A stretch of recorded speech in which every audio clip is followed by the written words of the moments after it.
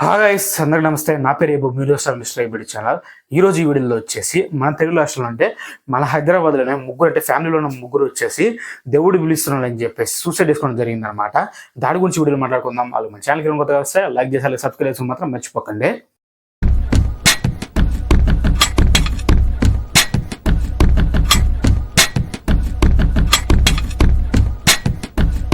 హైదరాబాద్లోని అంబర్పేటలో వచ్చేసి వీళ్ళైతే ఉంటా ఉన్నారనమాట. ఎవరైతే పేరెంట్స్ ఉన్నారో శ్రీనివాస్ అలానే విజయలక్ష్మి కూతురు శావి అనమాట. వీళ్ళు ముగ్గురు వచ్చేసి అంబర్పేటలో ఉన్నారనమాట. రీసెంట్ అంటే ఒక 5 months బ్యాక్ వచ్చేసి వీళ్ళ శ్రీనివాస్ అలానే విజయలక్ష్మి వల్ల పెద్ద కూతురు వచ్చి సూసైడ్ జరిగింది అనమాట. వీళ్ళు వచ్చేసి ఫస్ట్ అయితే రామ్నగర్లో ఉన్నారనమాట. ఒక 5 months బ్యాక్ అక్కడ ఉన్నప్పుడు తన కూతురు అయితే సూసైడ్ చనిపోవడం జరిగింది. అక్కడ ఉన్నారు కదా, తను అక్కడే సూసైడ్ చేసుకుని అక్కడ ఉండలేక అంటే అక్కడ మెమరీస్ ఉంటాయి కదా, అక్కడికి వెళ్ళి గుర్తుకొస్తా వీళ్ళు ఏం చేశారంటే అవి మర్చిపోవడానికి వచ్చేసి అంబర్పేటకి రావడం జరిగింది అనమాట. అంబర్పేట వచ్చిన తర్వాత చాలా రోజులు అంటే October 3 అక్కడికి వచ్చారు కదా, వీళ్ళతో ఎవరితో మాట్లాడేవారు కాదనమాట. ఒక 40-50 రోజులు ఉన్నా కానీ అంటే ఒక 50 రోజులు అయినా కానీ అక్కడికి వచ్చి సరే ఎవరితో మాట్లాడేవారు కాదు. ఓనర్ వచ్చేసి బండి ఇంటి ముందు పార్కింగ్ చేస్తారు కదా, అలా పార్కింగ్ చేసినప్పుడు కూడా వాళ్ళ వైఫ్ అంటే విజయలక్ష్మి అక్కడ కూర్చొని ఉంటుంది కదా, మా టవర్లో లేదా ఎయిర్టెల్ టవర్ అనేది అక్కడ కూర్చొని ఉంటుంది అనమాట. అక్కడ కూర్చున్నప్పుడు ఈ బైక్ వేసుకుని అక్కడ వచ్చి కార్ పార్కింగ్ చేస్తున్నాయని అసలు ఎవరు చుట్టుపక్కలతో కానీ ఎవరితో మాట్లాడేవారు కాదనమాట. ఎవరైనా చూసిన కానీ ఇంట్లోకి వెళ్ళిపోయారు అనమాట. అలానే వాళ్ళ పాప ఎవరైతే షాప్ ఉన్నారు కదా, వాళ్ళ పాప కాలేజీ పోతా ఉండేది అనమాట. కాలేజీ పోతున్నప్పుడు శ్రీనివాస్ ఎవరైతే ఉన్నారు కదా, అతను వచ్చేసి డ్రాప్ చేసాడు అనమాట. రీసెంట్గా ఆమె కూడా కాలేజీ పోకుండా ఇంట్లోనే ఉందన్నమాట. అలానే వాళ్ళు ఇంటి వాళ్ళు అడిగినప్పుడు ఎవరైతే శ్రీనివాస్ ఉన్నారు కదా, మీరు ఏం పని పోతారని అడిగితే మా ఆయన వచ్చేసి వాచ్మ్యాన్ జాబ్ చేస్తారని చెప్పేసి వాళ్ళే చెప్పడం జరుగుతుంది అనమాట.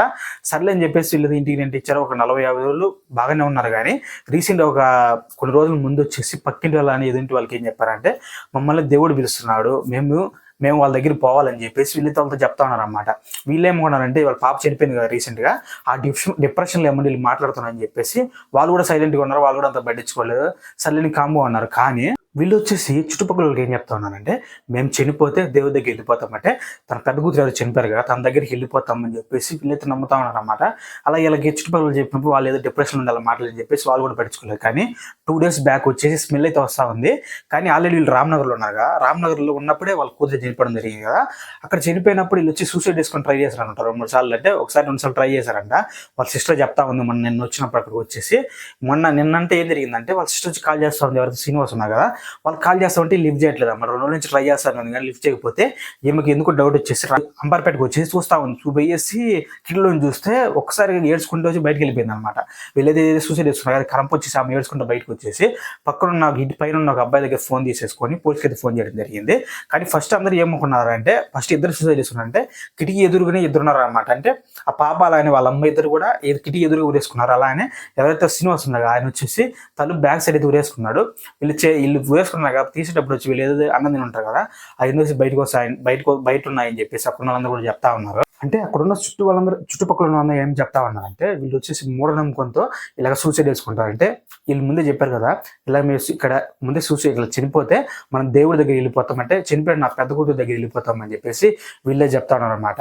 అలా మూఢనమ్మకంతో వీళ్ళు ఇలా చేసుకున్నారని చెప్పేసి అక్కడ వాళ్ళందరూ కూడా అనుకుంటా ఉన్నారు. ఇంకా పోస్ట్ మార్టం రిపోర్ట్ ఇచ్చిన తర్వాత మనకి ఫుల్ ఇన్ఫర్మేషన్ అయితే వస్తుంది. 2025లో కూడా ఇలా మూఢనమ్మకాలు నమ్మే వాళ్ళు ఉన్నారంటే నమ్మబుద్ధి కావట్లేదు.